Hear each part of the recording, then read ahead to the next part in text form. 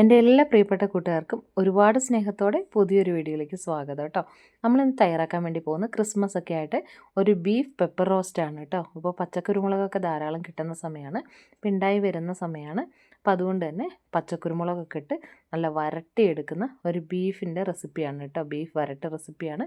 നല്ല കനലടുപ്പിൽ ഇങ്ങനെ കിടന്ന് ഏറെ നേരം സമയമെടുത്ത് തയ്യാറാക്കിയെടുക്കുന്നൊരു വിഭവമാണ് കേട്ടോ.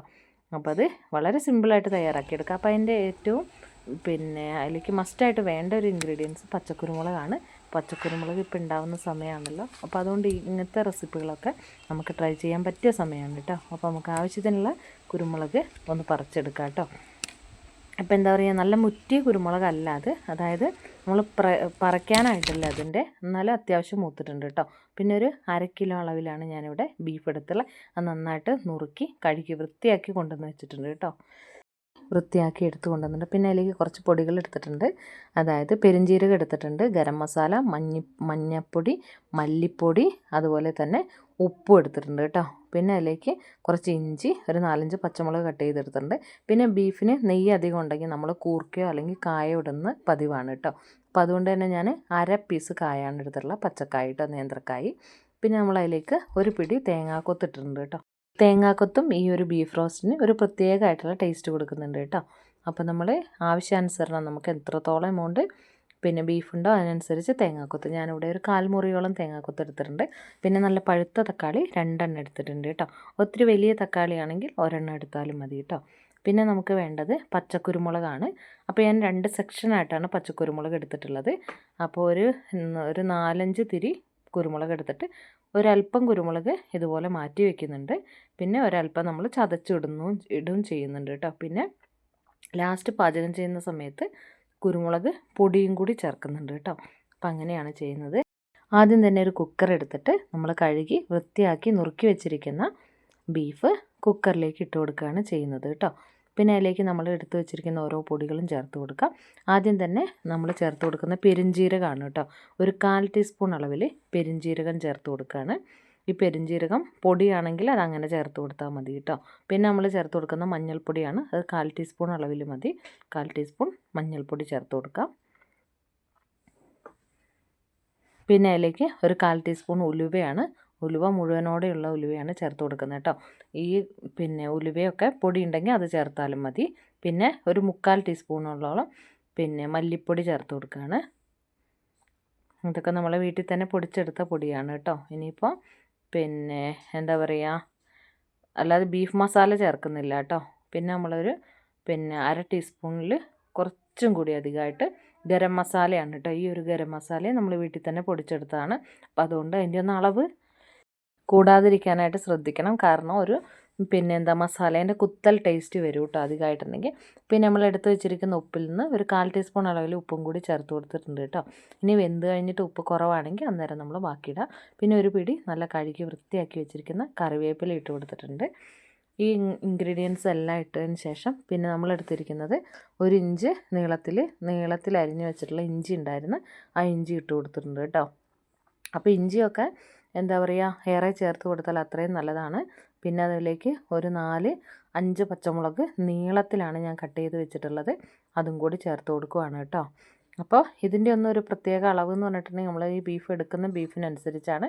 പിന്നെ നേരത്തെ എടുത്ത് വെച്ചിരിക്കുന്നതിൽ ഒരു 1/4 ഭാഗം മാത്രം പച്ചക്കുരുമുളക് അങ്ങനെ തന്നെ ചേർത്ത് കൊടുക്കുകയാണ് കേട്ടോ.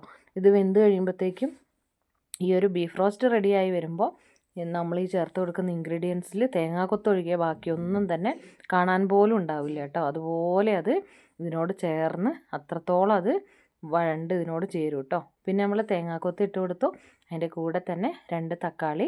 അപ്പോൾ വലിയ തക്കാളിയാണ് നിങ്ങളുടെ കയ്യിലുള്ളതെങ്കിൽ 1 ചേർത്ത് കൊടുത്താൽ മതി കേട്ടോ. നമുക്ക് വളരെ ചെറിയ തക്കാളി ആയതുകൊണ്ട് 2 ചേർത്ത് കൊടുത്തിട്ടുണ്ട്. ഇനി ഇത്രയും ഇൻഗ്രീഡിയൻസ് എല്ലാം കൂടി നമ്മൾ ഇത് കണ്ടോ, ഇത്രയും ഇൻഗ്രീഡിയൻസ് നന്നായിട്ട് നമ്മൾ കൈ ഉപയോഗിച്ച് നല്ലോണം ഞെരടി യോജിപ്പിക്കുകയാണ് ചെയ്യുന്നത് കേട്ടോ. എന്നതിന് ശേഷമാണ് നമ്മളിത് കുക്ക് ചെയ്യാനായിട്ട് അടുപ്പത്ത് വെച്ച് കൊടുക്കുന്നത്. നമ്മൾ ഈ ചേർത്ത് കൊടുത്ത മസാലപ്പൊടികളും ഉപ്പും മഞ്ഞൾപ്പൊടി എല്ലാതും കൂടി ചേർന്ന് നല്ലോണം ഈ ഒരു മീറ്റിലേക്ക് ഇതൊന്ന് മിക്സ് ആവട്ടെ കേട്ടോ, ആ ഒരു തക്കാളി മുളകും. അപ്പോൾ നമ്മൾ വിചാരിക്കും ഇത് വെന്ത് കഴിയുമ്പോഴത്തേക്ക് എല്ലാം ഇങ്ങനെ ഈ ഒരു ടൈമിൽ നമ്മൾ ഒരു അരിഞ്ഞ് വെച്ചിരിക്കുന്നതിൽ കായ മാത്രം നമ്മളിപ്പോൾ ഇട്ട് കൊടുക്കുന്നില്ല കേട്ടോ. കായ ഇങ്ങനെ മിക്സ് ചെയ്യുമ്പോൾ അത് എന്താ പറയുക, ഉടഞ്ഞ് പൊട്ടി പോകാനുള്ള സാധ്യത ഉള്ളത് കൊണ്ടാണ്. കായ നമുക്കങ്ങനെ പൊട്ടി പോവണ്ട, അതുകൊണ്ടാണ് കേട്ടോ. തക്കാളിയും എല്ലാം തന്നെ ആ ഒരു ജ്യൂസൊക്കെ നല്ലോണം ഈ മീറ്റുമായിട്ട് നന്നായിട്ടിങ്ങനെ ഒടച്ച് ചേർക്കുന്ന പോലെ നന്നായിട്ട് അങ്ങ് കൈ ഉപയോഗിച്ചിട്ട് നമ്മളെന്താ ചെയ്യുക, അങ്ങ് മിക്സ് ചെയ്തെടുക്കണം കേട്ടോ. വേറെ ഇതിലേക്ക് മീറ്റ് മസാല അങ്ങനെയൊന്നും തന്നെ ചേർക്കുന്നില്ല കേട്ടോ. അതിൻ്റെ ഒരു രുചി നമുക്ക് പ്രത്യേകമായിട്ട് ഈ റോസ്റ്റിന് അറിയാൻ പറ്റുന്നുണ്ട് കേട്ടോ. അപ്പോൾ എല്ലാവരും ഈ ഒരു ക്രിസ്മസിന് തയ്യാറാക്കി നോക്കാൻ പറ്റിയ ഒരു അടിപൊളിയായിട്ടുള്ള റോസ്റ്റാണ്. നമ്മളിതിലേക്ക് ചേർത്ത യാതൊരു ഇൻഗ്രീഡിയൻസും നമുക്കിത് റോസ്റ്റായി കഴിയുമ്പോഴത്തേക്കും കാണാൻ പറ്റില്ല കേട്ടോ. അത്രത്തോളം ഈ ഒരു ബീഫുമായിട്ട് അങ്ങ് വെന്ത് ചേർന്ന് പോകും കേട്ടോ. അപ്പോൾ ഇതേ നമ്മൾ എല്ലാം തന്നെ ഞെരടി യോജിപ്പിച്ച് നല്ല അടിപൊളിയായിട്ട് അതിനോട് ചേർന്ന് വന്നിട്ട് ഈ ഒരു ടൈമിലാണ് നമ്മൾ ഒരു കായേൻ്റെ പകുതി ഭാഗം അരപ്പൊട്ട് കായ. ഈ കായ ഇങ്ങനെ ചേർക്കുന്നത് എന്തിനാണെന്ന് വെച്ചാൽ നമ്മൾ ബീഫിൽ അധികമായിട്ടുള്ള നെയ്യ് ഉണ്ടെങ്കിൽ ചില ആളുകൾക്കെങ്കിലും ഈ ഒരു നെയ്യ് കഴിക്കുമ്പോഴത്തേക്കും വയറുവേദനയോ അങ്ങനെ എന്തെങ്കിലുമൊക്കെ പ്രശ്നം ഉണ്ടെങ്കിൽ ഈ കായ ഇടുമ്പോഴത്തേക്കും ഈ കായ ബീഫിലുള്ള നെയ്യിനെ പൂർണ്ണമായിട്ടും വലിച്ചെടുക്കുന്നതാണ് പറയുക. അപ്പോൾ ആ ഒരു കായ ഇട്ട് കഴിഞ്ഞിട്ടുണ്ടെങ്കിൽ നമ്മൾ കറിക്ക് ടേസ്റ്റ് കൂടുകയും ചെയ്യും. എന്നാൽ ആ ഒരു നെയ്യ് കൊണ്ടുള്ള എന്തെങ്കിലും ഒരു ബുദ്ധിമുട്ട് നമുക്ക് ഉണ്ടെങ്കിൽ അത് മാറിക്കിട്ടുമെന്നാണ് പറയുന്നത് കേട്ടോ.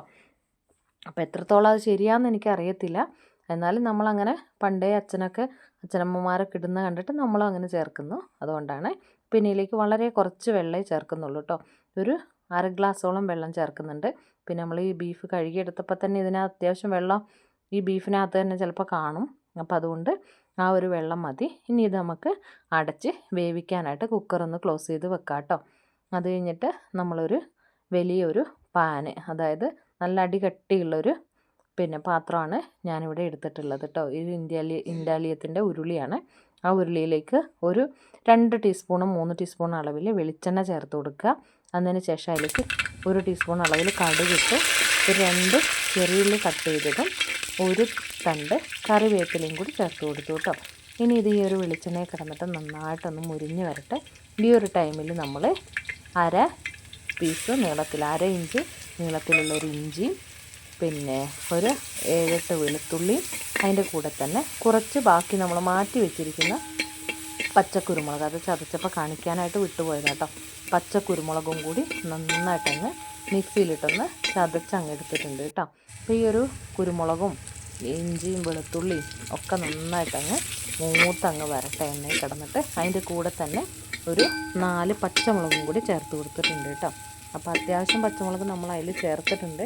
എന്നാലും ഇത് ഒരുപാടങ്ങനെ എന്താ പറയുക, എരിവ് മുന്നിട്ട് നിൽക്കുന്ന റെസിപ്പിയാണെന്ന് വെച്ചാൽ തീരെ എരിവ് കുറവല്ല. എന്നാലും അങ്ങനെ എന്താ പറയുക, അത്യാവശ്യം നന്നായിട്ട് തന്നെ എരിവുള്ള ഒരു റെസിപ്പി തന്നെയാണ് കേട്ടോ. കഴിക്കാനായിട്ട് അതിഗംഭീരമാണ് കേട്ടോ. അപ്പോൾ അതൊന്ന് വഴണ്ട് റെഡിയായി വന്നപ്പോഴത്തേക്കും നമ്മളതിലേക്ക് സവോള ചേർത്ത് കൊടുക്കുകയാണ് കേട്ടോ. അപ്പോൾ നമ്മളിത് വേവിക്കാൻ വെച്ച ടൈമിൽ ഞാൻ സവോള ചേർത്ത് കൊടുത്തിട്ടുണ്ടായിരുന്നില്ല. ഈ ഒരു ടൈമിലാണ്. കാരണം നമ്മളുടെ സവോള നന്നായിട്ട് വഴണ്ട് എണ്ണയിൽ കിടന്ന് നല്ലോണം അങ്ങ് മുരിഞ്ഞ് വരണം. ആ ഒരു രീതിയിൽ നന്നായിട്ട് വഴണ്ട് മുരിഞ്ഞ് വരുമ്പോഴാണ് നമ്മുടെ ആ ഒരു റോസ്റ്റിന് നന്നായിട്ട് ടേസ്റ്റ് ഉണ്ടാവുക കേട്ടോ. അപ്പോൾ അതുകൊണ്ട് മാത്രമാണ് ഞാൻ കറീൻ്റെ കൂട്ടത്തിൽ സവോള ചേർക്കാതെ ഇങ്ങനെ സെപ്പറേറ്റ് എന്താ പറയുക മൂപ്പിച്ചെടുക്കുന്നത് കേട്ടോ. അപ്പോൾ നിങ്ങളെല്ലാവരും ഇങ്ങനെയാണോ ചെയ്യുന്നത്? അപ്പോൾ ഇങ്ങനെ ചെയ്യാത്തവരുണ്ടെങ്കിൽ ഒന്ന് ചെയ്ത് നോക്കൂ കേട്ടോ. അത് ഗംഭീരമായിട്ട് നല്ല രുചി കൊടുക്കുന്നുണ്ട് കേട്ടോ. അപ്പോൾ നമ്മളിത് 2 അടുപ്പിൽ കത്തിക്കുന്നുണ്ട്. തൊട്ടിപ്പുറത്തെ അടുപ്പിൽ തന്നെ നമ്മളെ ചോറ് ഇവിടെ വെന്തുകൊണ്ടിരിക്കുകയാണ് കേട്ടോ. അപ്പോൾ 2 അടുപ്പിൽ ഒരടുപ്പിൽ ബീഫ് റോസ്റ്റും റെഡിയാക്കാനുള്ള ചട്ടി വെച്ചിട്ടുണ്ട്. അപ്പോഴേക്കും നമ്മളെ ഗ്യാസിൽ കുക്കറിലാണ് നമ്മൾ ബീഫ് വേവിച്ചെടുക്കുന്നത് കേട്ടോ. അപ്പോൾ സമയമുണ്ട്, നമുക്ക് ധാരാളം സമയം ഉണ്ടെങ്കിൽ നമുക്ക് ഈ ഒരു അടുപ്പിൽ വിറകടുപ്പിൽ തന്നെ വെച്ച് വേവിച്ചെടുത്താൽ മതി.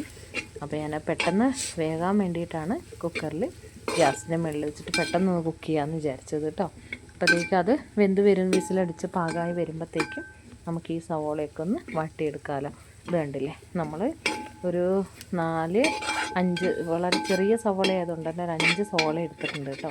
എന്നിരുന്നാൽ കൂടി അത് നന്നായിട്ട് വഴണ്ട അതിൽ ജലാംശമൊക്കെ ഒന്ന് പോയി ഒന്ന് ഫ്രൈ ആയി വരുമ്പോഴത്തേക്കും വളരെ കുഴഞ്ഞ് എന്താ പറയുക, വളരെ കുറച്ച് എമൗണ്ടായിട്ട് അത് മാറും കേട്ടോ. അപ്പോൾ അതുകൊണ്ടാണ് ഞാൻ 5 എടുത്തിട്ടുള്ളത്.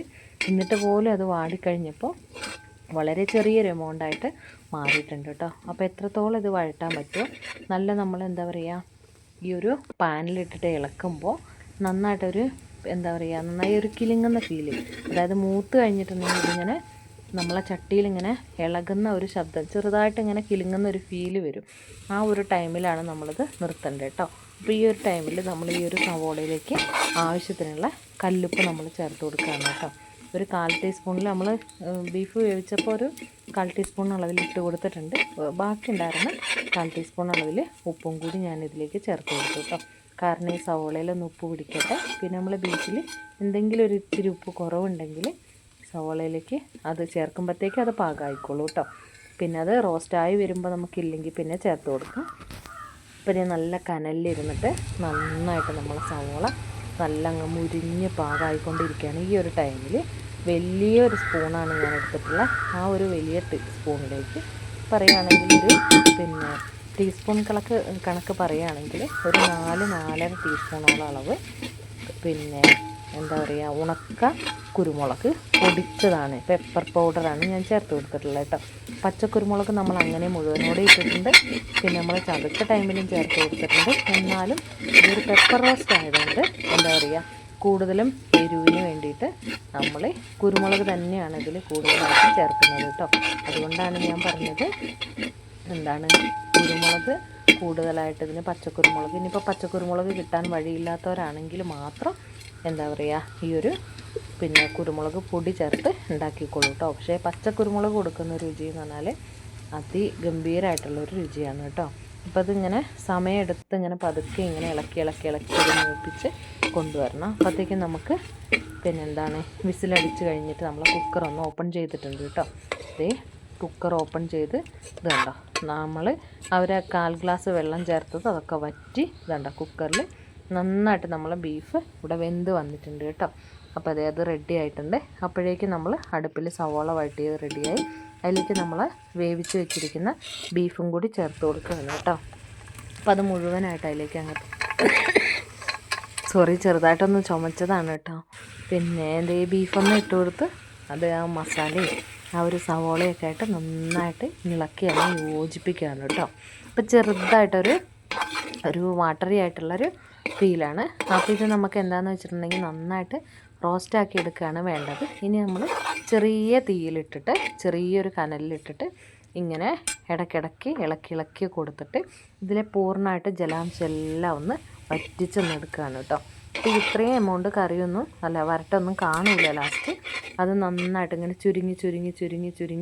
ചുരുങ്ങി വരുന്തോറും ഇതിനൊരു എന്താ പറയുക ആ ഒരു പെപ്പറിൻ്റെ കളർ ഇങ്ങനെ എടുത്ത് നിൽക്കും കേട്ടോ. എന്താ പറയുക ഇങ്ങനെ ഒരു കറുത്ത കളറിലേക്ക് ഇത് വരുവേ. ഇപ്പോൾ ഇത് കണ്ടില്ലേ, ഇപ്പം തന്നെ അത്യാവശ്യം ഒന്ന് ചുരുങ്ങി. പക്ഷേ ഇത് പോരാ നമുക്ക്. അതുകൊണ്ട് നമുക്ക് ഒരുപാട് ഇനിയിപ്പോൾ എണ്ണയോ ഒന്നും ഇതിൻ്റെ ആവശ്യമില്ല. ആ ഒരു ജലാംശം പൂർണ്ണമായിട്ട് വലിയുന്നത് വരെ നമ്മൾ ഇങ്ങനെ ചെറിയ കനലിലിട്ടിട്ട് ഇങ്ങനെ ഇളക്കി കൊടുത്താൽ മതി കേട്ടോ.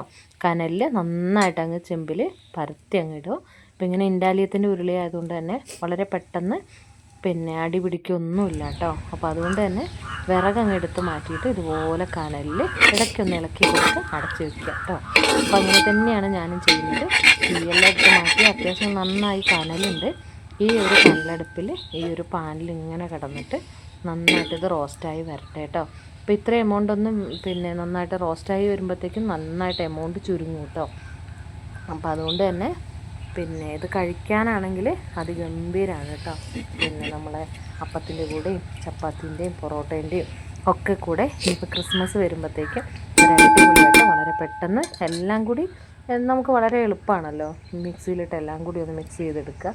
അപ്പോൾ അതിന് ശേഷം പിന്നെ അത് വെന്ത് വരുമ്പോഴത്തേക്കും സവോള വഴറ്റുക. പിന്നെ ഈ ഒരു ബീഫ് മിക്സ് അങ്ങോട്ടേക്ക് ഇട്ട് കൊടുക്കുക. അടുപ്പിൽ വെച്ചിട്ട് നന്നായിട്ട് അങ്ങ് വരട്ടി ഇതുപോലെ അങ്ങ് ഫ്രൈ ആക്കി എടുക്കുക അല്ലേ. അപ്പോൾ എല്ലാവരും ട്രൈ ചെയ്ത് നോക്കണം. വേറെ 1-2 നല്ല ബീഫ് റെസിപ്പികൾ ഞാനിതിൽ അപ്ലോഡ് ചെയ്തിട്ടുണ്ട്. കാണാത്തവരുണ്ടെങ്കിൽ ഒന്ന് കണ്ടു നോക്കുക. അഭിപ്രായങ്ങൾ അറിയിക്കുക. നിങ്ങൾക്ക് ഇഷ്ടപ്പെടുകയാണെങ്കിൽ ഞങ്ങളെ ചാനലൊന്ന് സപ്പോർട്ട് ചെയ്ത് ഒന്ന് കൂടെ കൂട്ടുക, സബ്സ്ക്രൈബ് ചെയ്ത് കൂടെ കൂട്ടുക. അപ്പോൾ എല്ലാവർക്കും നല്ലൊരു ക്രിസ്മസ് ആവട്ടെ. ഈ വർഷത്തെ എല്ലാവർക്കും എല്ലാ നന്മകളും എല്ലാ സൗഭാഗ്യങ്ങളും ഉണ്ടാവട്ടെ. അപ്പോൾ ക്രിസ്മസ് എല്ലാവരും നല്ല ഗംഭീരമായിട്ട് ആഘോഷിക്കുക. അപ്പോൾ ക്രിസ്മസിൻ്റെ അന്നായിരിക്കും ഈ വീഡിയോ, അല്ലെങ്കിൽ തലേദിവസമായിരിക്കും ഈ വീഡിയോ അപ്ലോഡ് ആവുന്നുണ്ടാവുക. അപ്പോൾ എല്ലാവർക്കും നല്ലൊരു ക്രിസ്മസ് ആവട്ടെ. Happy Christmas. എല്ലാവർക്കും എല്ലാ നന്മയും ഉണ്ടാവട്ടെ. അപ്പോൾ എല്ലാവരും വീഡിയോ കാണുക, തയ്യാറാക്കി നോക്കുക, അഭിപ്രായങ്ങൾ അറിയിക്കുക. അടുത്ത നല്ലൊരു വീഡിയോ ആയിട്ട് നമുക്ക് വീണ്ടും കാണാം. അപ്പോൾ അതുവരേക്കും എല്ലാവർക്കും ഒരുപാട് നല്ല ദിവസമാവട്ടെ. അപ്പോൾ എല്ലാവരും കണ്ടു നോക്കുക വീഡിയോ, അഭിപ്രായങ്ങളെല്ലാം പറയണം. അപ്പോൾ ഒരുപാട് സ്നേഹത്തോടെ വീണ്ടും നമുക്ക് കാണാം. Thank you for watching. Tata.